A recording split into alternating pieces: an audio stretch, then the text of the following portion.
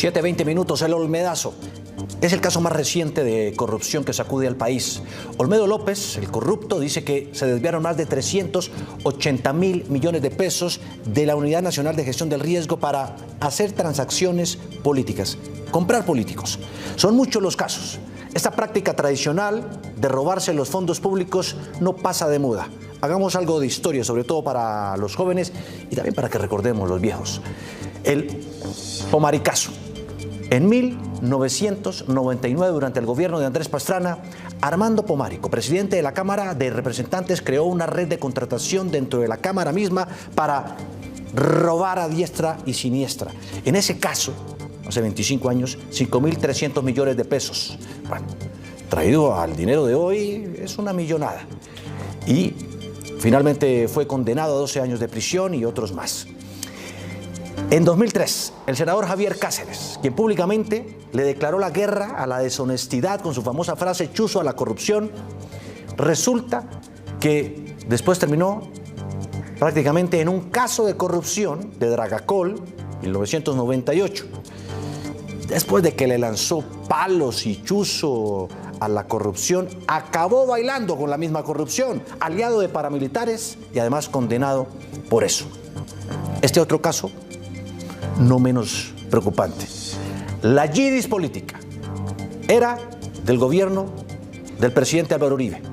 La desconocida congresista santanderiana, Yidis Medina, se robó toda la atención, los reflectores, luego de reconocer públicamente que había recibido puestos, notarías, a cambio de votos, de apoyar la reelección, igual que Teodolindo Avendaño.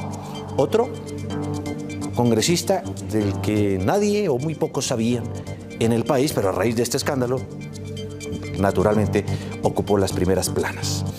De ese escándalo terminaron salpicados realmente funcionarios muy cercanos al presidente Uribe. El ministro de la Política del Interior, en ese momento Sabas Pretel de la Vega, ¿no?, condenado por eso, al igual que el exministro de Salud o Protección Social en ese momento, Diego Palacio, y también el secretario de Presidencia, Alberto Velázquez, 3 alfiles claves del presidente Uribe. Dos casos recientes. Gobierno Iván Duque, el episodio de las marionetas. Protagonista el senador liberal Mario Castaño, que gestionaba una sofisticada red para embolsillarse los dineros públicos fabulado con otros políticos, con contratistas y también otros altos funcionarios como Pierre García, quien era director del DPS y hoy es un delincuente más, prófugo por demás. Y Castaño murió extrañamente en prisión, condenado por eso. Ligado a este otro caso está el senador del Centro Democrático, Ciro Ramírez, del Centro Democrático e hijo también de Ciro Ramírez, conservador, quien también ha sido duramente cuestionado. Él está en este momento siendo procesado por la Corte Suprema por caso de corrupción, también muy parecido, aunque él lo niega. Y ahí hay otros políticos y congresistas más que todavía no han rendido cuentas. El trueque clásico de votos por favores ha sido una constante en la política. Lo que realmente brilla por su originalidad en esta ocasión, en el presente, es la versión moderna de cambiar votos por puestos, por contratos y por cash, dirían los muchachos, por efectivo, fajos de billetes en maletas. ¿Cómo es posible? ¿Cómo lo hacen estos corruptos, ladrones políticos, funcionarios del gobierno, para desaparecer lo que Olmedo López dice son 380.000 millones de pesos que se esfumaron?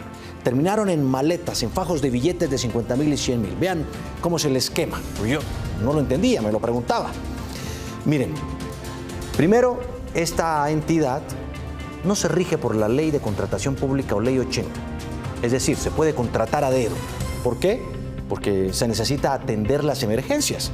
Si tuvieran que hacer licitación, nunca podrían responder, por ejemplo, a lo que ocurre ante una inundación o un incendio o cualquier otra clase de emergencia en el país. 2. Pues resulta que buscan un cómplice. En ese caso, un contratista sinvergüenza que termina haciéndoles la segunda. Ese contratista, amigote del funcionario, como en este caso Pinilla, como en este caso Armando López, pues transan a cambio de billete, por supuesto. Entonces, solo para ponerlo a modo de ejemplo, ¿no? Vean el paso 3.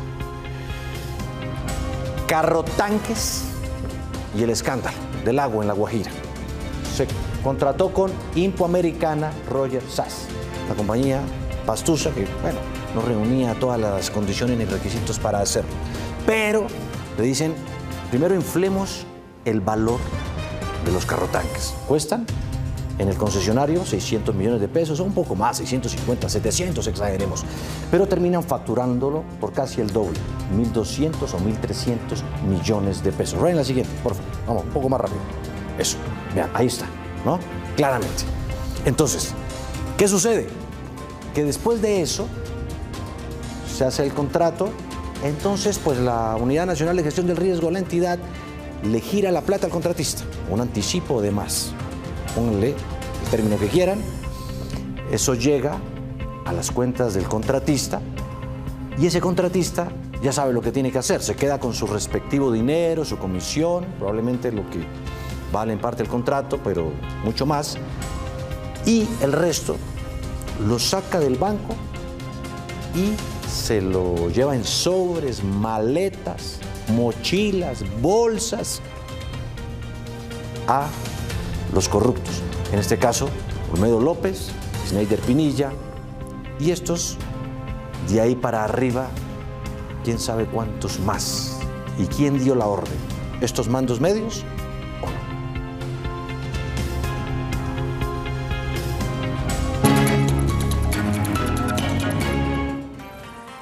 Llegamos a la sección donde los escuchamos.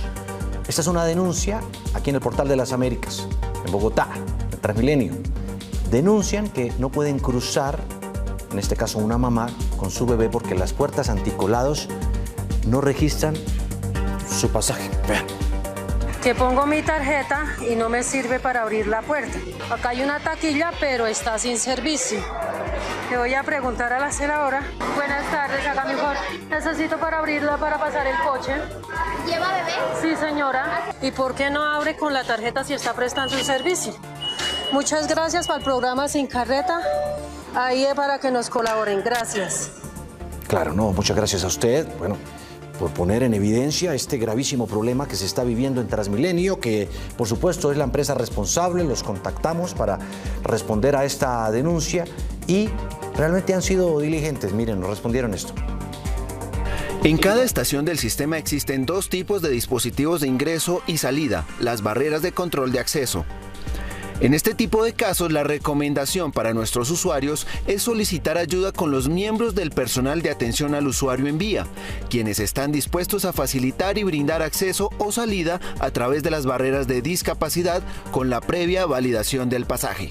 Adicionalmente, en este momento se está fortaleciendo el equipo de atención al usuario en vía para atender. Un sindicato anuncia paro en este gobierno que es progresista, de izquierda, que de hecho fue respaldado por muchos sindicatos. Hablamos con el presidente del Sindicato de Empleados y Trabajadores del Sector Educativo y dice que este gobierno, y además le ponen la mira y se van sin contemplaciones contra el viceministro de Educación, Óscar Sánchez, quien dicen incluso y lo tachan de neoliberal y que no quiere pues respaldar lo firmado, lo pactado, lo acordado, que les ha ido mejor con los gobiernos de derecha. No lo digo yo, vean la entrevista. ¿Sigue en firme la convocatoria de paro nacional por parte de ustedes? Sí, señor, sigue en firme. A partir del 4 de junio, todos los administrativos de la educación a nivel nacional que laboran en las instituciones educativas públicas y secretarias de educación vamos a acudir a nuestro derecho a la protesta y el derecho a la huelga, manifestando nuestro inconformismo ante el Ministerio de Educación Nacional por el incumplimiento de acuerdos laborales. Mencióname fácilmente cuáles son los incumplimientos del gobierno con ustedes.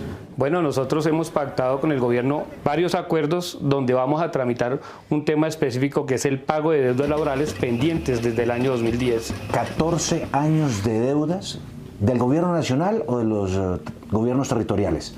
14 años de deudas del gobierno nacional, porque quien paga las deudas es el Ministerio de Educación Nacional. ¿De cuánta plata estamos hablando en total de esos 14 años? Bueno, estos procesos pueden llegar a costar un promedio de 1 billón de pesos, que han crecido estos valores porque hace más de 10 años esas deudas se encuentran estancadas en el ministerio y no han sido tramitadas. ¿Y cuándo se comprometió este gobierno a asumir las deudas? Uno del año pasado, por el acuerdo estatal, donde metimos el tema de pago de deudas, mesas de trabajo tripartitas, entidad territorial, sindicato y Ministerio de Educación, para poder tramitar esos procesos.